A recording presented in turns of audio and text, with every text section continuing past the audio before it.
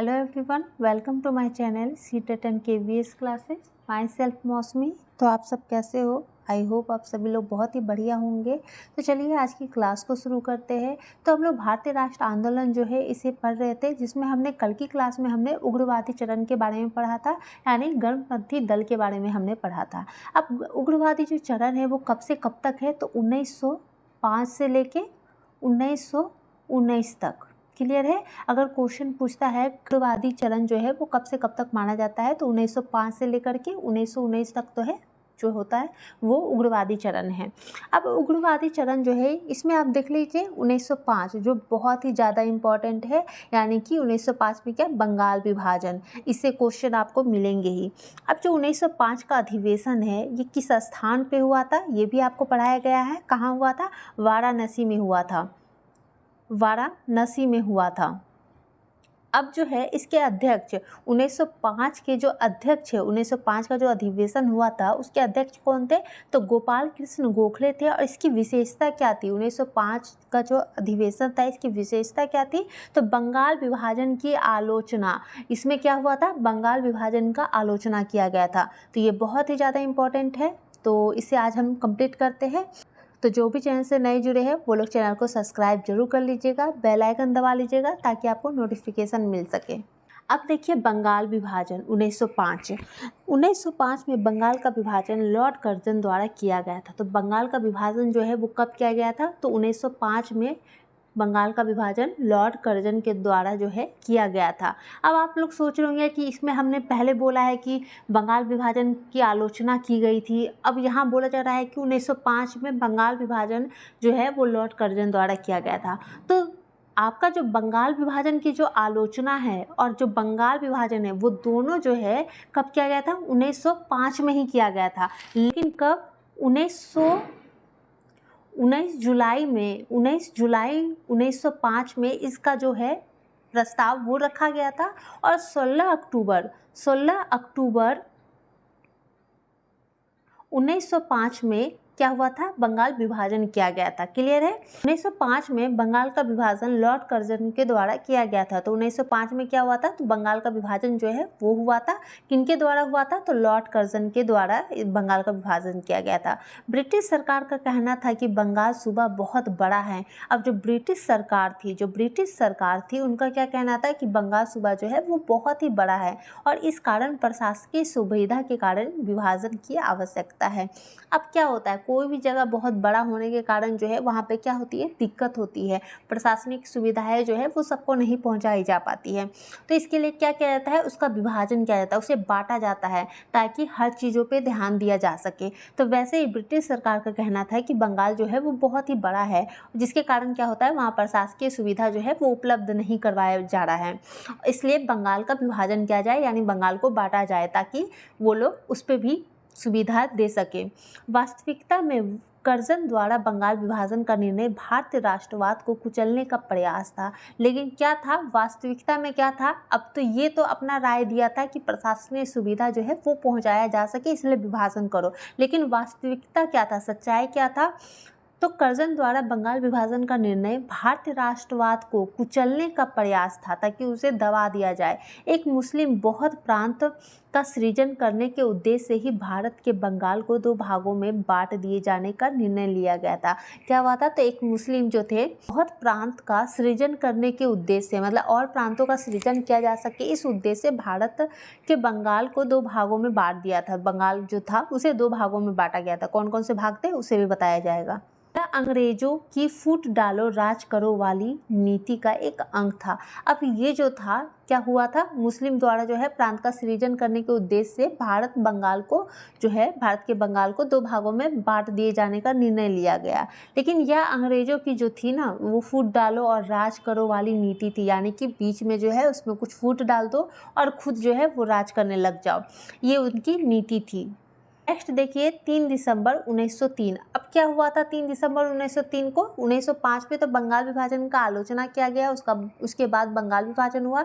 लेकिन उससे पहले 3 दिसंबर 1903 में विभाजन का प्रस्ताव ब्रिटिश संसद में रखा गया था। क्या हुआ था? तो 3 दिसंबर 1903 में क्या हुआ? विभाजन का जो प्रस्ताव था वो ब्रिटिश संसद में रखा गया था, एक प्रस्ताव रखा गया ताकि बंगाल का विभाजन किया जाए, अपनी बातों को कहा गया। फिर क्या हुआ, तो 19 जुलाई 1905 में जनता के सामने प्रस्ताव रखा गया। पहले तो 3 दिसंबर 1903 में क्या हुआ था, ब्रिटिश संसद के सामने जो है विभाजन का प्रस्ताव रखा था। उसके बाद 19 जुलाई 1905 में जनता के सामने जो है इस विभाजन का प्रस्ताव रखा। उसके बाद 20 जुलाई 1905 में समाचार पत्रों में विभाजन की घोषणा प्रकाशित की। अब तो जनता के सामने भी प्रस्ताव जो है वो रख दिया था। फिर 20 जुलाई 1905 में क्या हुआ, समाचार पत्रों में, न्यूज़ में क्या किया गया, तो विभाजन की घोषणा को प्रकाशित किया गया ताकि सभी को ये चीज़ जो है पता चले कि विभाजन हो रहा है, बंगाल का विभाजन जो है वो हो रहा है। फिर 7 अगस्त 1905 में इसका विरोध प्रारंभ हो गया।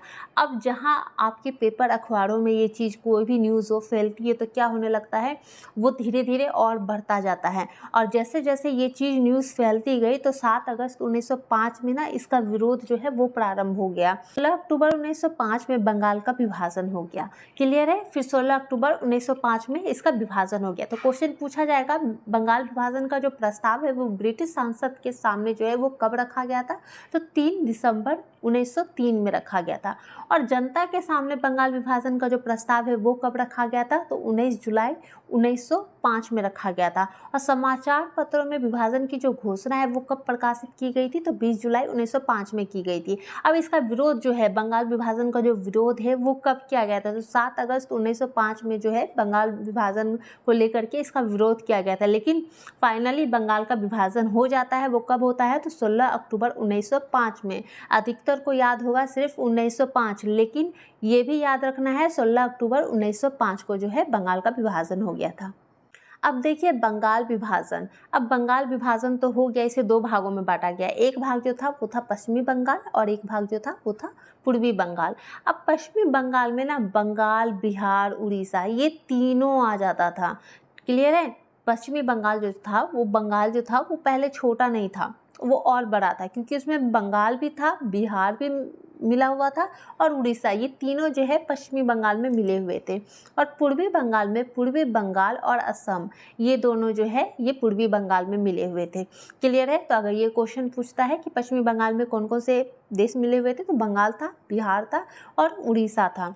अब यहाँ क्या था, जो पश्चिमी बंगाल था उसमें हिंदू जनसंख्या जो है वो ज़्यादा थी, यानी हिंदुओं की मात्रा ज़्यादा थी, हिंदू लोग ज़्यादा थे। और पूर्वी बंगाल में जो है ना मुस्लिम जनसंख्या जो है वो अधिक थे। क्लियर है।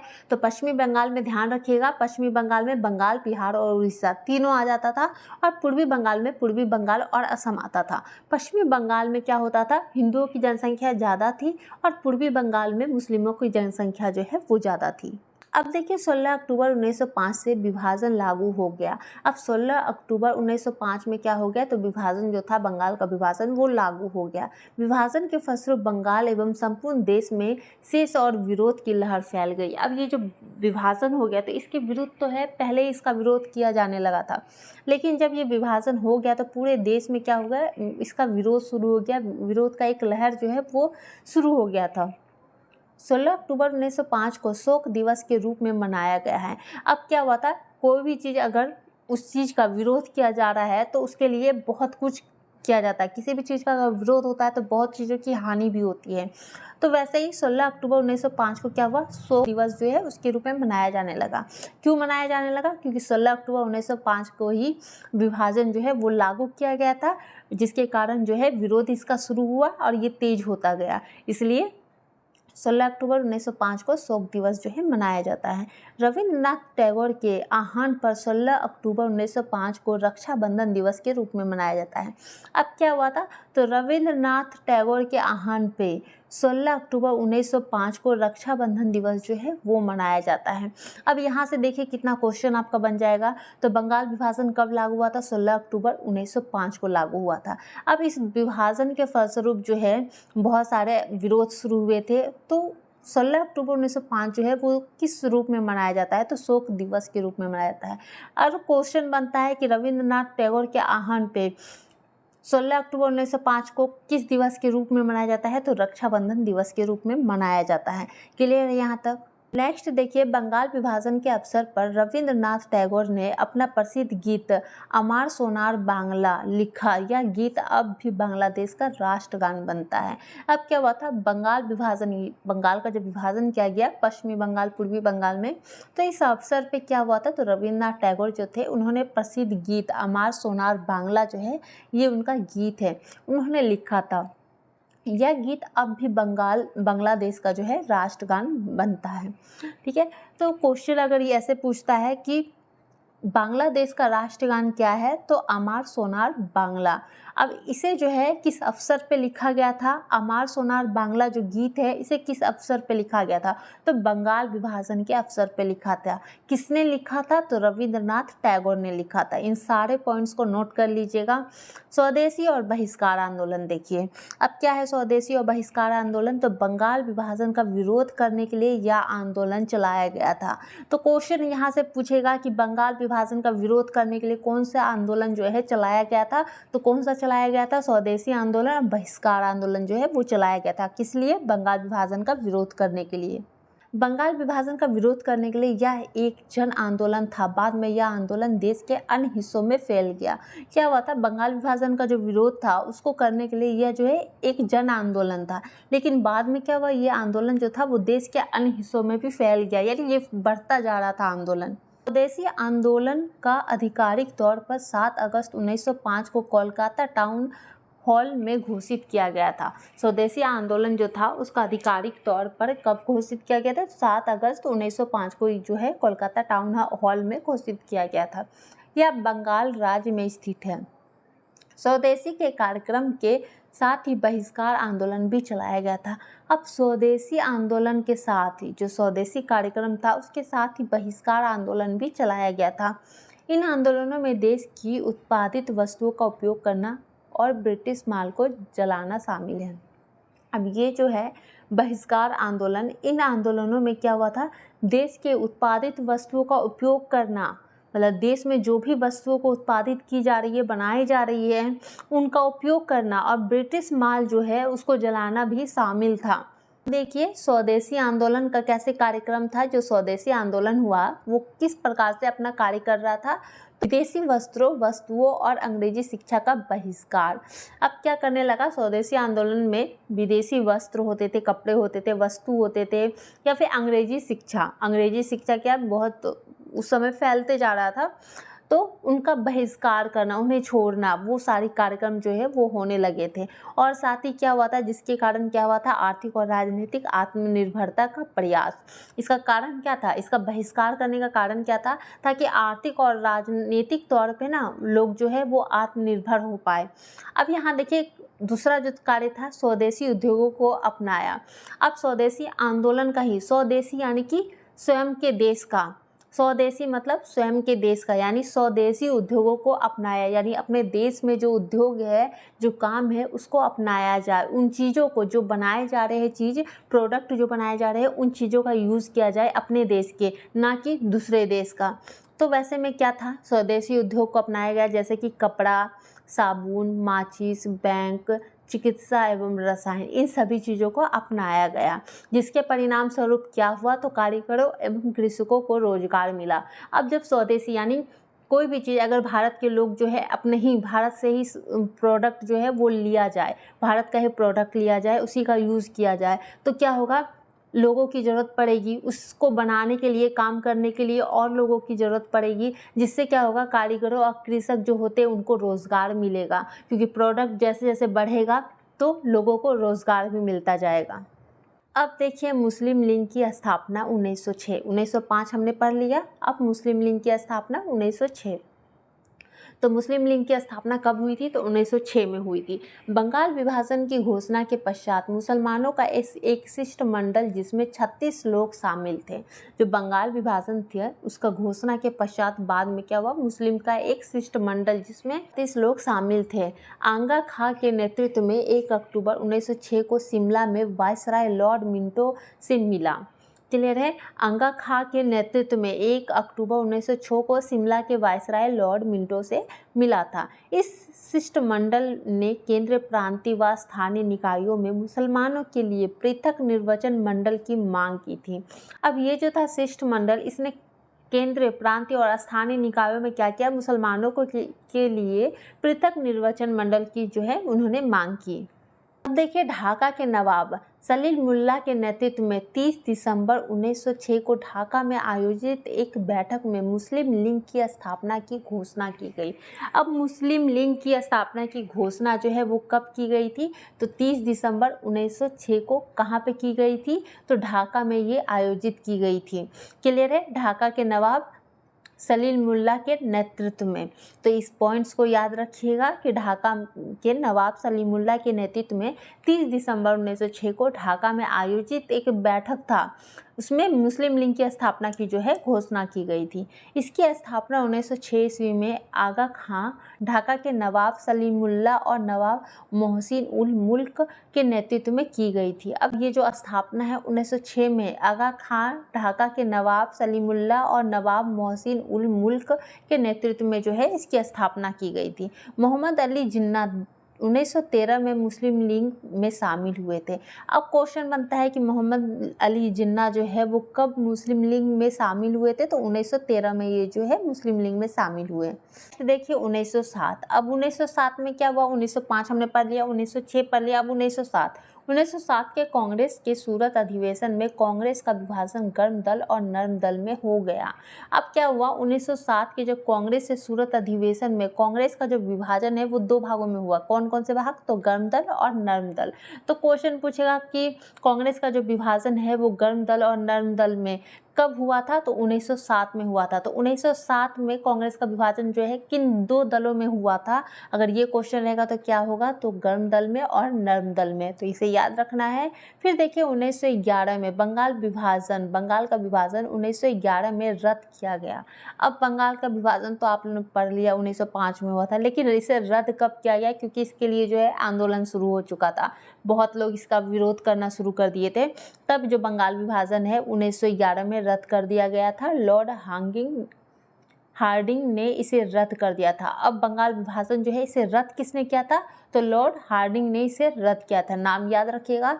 बंगाल के विभाजन के बाद स्वदेशी और बहिष्कार आंदोलन शुरू हुआ था। अब क्या हुआ, बंगाल का जो विभाजन है उसके बाद ही स्वदेशी और बहिष्कार आंदोलन जो है वो शुरू हो गया। स्वदेशी यानी कि अपने ही देश की चीज़ों को यूज़ करना, और ब्रिटिश सरकार जो है उसकी चीज़ों को जितना ज़्यादा हो सके उसे छोड़ दिया जाए, उसका बहिष्कार करना।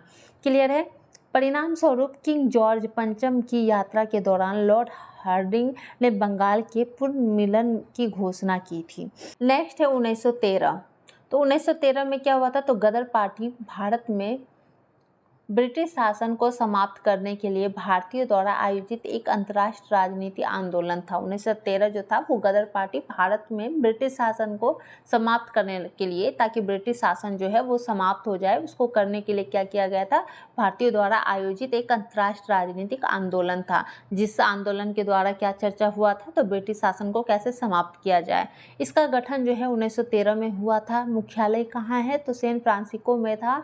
इसकी स्थापना जो है वो लाल हरदयाल और सोहन सिंह की भाकना ने की थी। क्लियर है। इसकी स्थापना किसने की थी, तो लाल हरदयाल ने और सोहन सिंह भाकना ने की थी। अब देखिए 1916 में कांग्रेस के लखनऊ अधिवेशन में नर्म दल और गर्म दल का फिर से आपस में विलय हो गया। इस अधिवेशन की अध्यक्षता अंबिका चरण मजूमदार ने की थी। अब 1916 में क्या हुआ था, तो कांग्रेस के लखनऊ अधिवेशन में, कांग्रेस का जो लखनऊ अधिवेशन था उसमें नर्म दल और गर्म दल का फिर से आपस में जो है वो विलय हो गया, और इस अधिवेशन की जो अध्यक्षता है वो किसने की थी, तो अंबिका चरण मजूमदार ने की थी। अधिवेशन 1916 की अध्यक्षता किसने की थी, तो अंबिका चरण मजूमदार ने की थी। अब नेक्स्ट है होम रूल लीग आंदोलन। अब ये कब हुआ था, तो 1916 में। होम रूल लीग आंदोलन कब, तो 1916 में। यह प्रथम विश्व युद्ध के समय प्रथम भारतीय प्रतिक्रिया थी। अब ये क्या था, तो ये प्रथम विश्व युद्ध के समय, प्रथम विश्व युद्ध के बारे में भी हमने पढ़ा है पहले के क्लासेस में। तो उसके समय क्या हुआ था, तो प्रथम भारतीय प्रतिक्रिया थी जो आयरिश और होम रूल लीग से प्रेरित थी। इस आंदोलन का उद्देश्य राजनीतिक, शिक्षा और सार्वजनिक बैठकों आदि के माध्यम से स्वशासन प्राप्त करना है, यानी खुद का शासन जो है वो प्राप्त करना था। अब देखिए एनी बेसेंट। अब एनी बेसेंट जो है वो मद्रास होम रूल लीग की स्थापना की थी। तो मद्रास होम रूल लीग की स्थापना किसने की थी? तो एनी बेसेंट ने की थी। और बाल गंगाधर तिलक जो पुणे होम रूल लीग की स्थापना की थी। तो क्वेश्चन पूछा जाएगा, अगर पुणे होम रूल लीग की स्थापना जो है वो किसने की थी? तो किसने की थी? बाल गंगाधर तिलक ने की थी। और मद्रास होम रूल लीग की स्थापना किसने की थी? तो एनी बेसेंट ने की थी। अब होम रूल लीग आंदोलन जो है वो कब हुआ था? तो 1916 में हुआ था। क्लियर है यहाँ तक? कोई भी डाउट्स अगर आप लोग की रह गई हो तो आप लोग कमेंट्स में ज़रूर बताइएगा। कोशिश रहेगी कि आपके सारे डाउट्स को क्लियर किया जाए। तो आज के लिए इतना ही। उग्रवादी चरण जो है वो आज समाप्त हो जाता है और कल के क्लास में हम लोग गांधीवादी युग जो है, गांधीवादी युग उसे कंप्लीट करेंगे। गांधीवादी चरण। अब गांधीवादी चरण जो है वो कब से कब तक का है? तो 1919 से लेके 1947 तक का है। तो कल की क्लास में हम लोग इसे देखेंगे। तो आज के लिए इतना ही। वीडियो अच्छी लगी हो, पसंद आई हो तो वीडियो को लाइक, शेयर और चैनल को सब्सक्राइब जरूर कर लीजिएगा। Thank you.